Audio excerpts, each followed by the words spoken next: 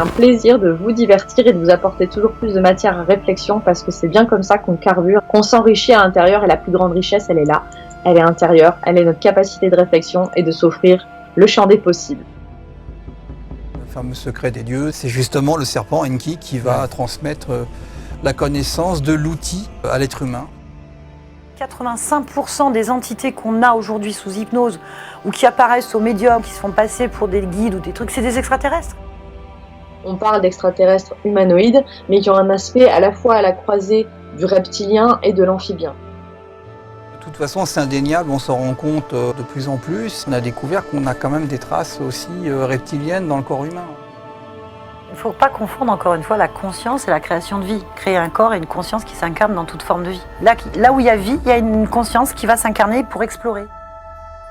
Et donc il y a des lignées royales, effectivement, qui petit à petit vont surgir et régenter le genre humain. Ce qui est intéressant, c'est de constater que la nature du temps et de l'espace se rejoignent. Et cette expérience-là, c'est vraiment une expérience pour moi qui est mathématique, qui est théorique, mais qui ouvre des portes extraordinaires. En fait, toutes les consciences sont des prolongements de la source. Ça veut dire qu'à un niveau plus ou moins, on est la source. Et c'est aussi à ça que servent ces œuvres, c'est à transmettre l'espoir, montrer qu'il n'y a pas de fatalité.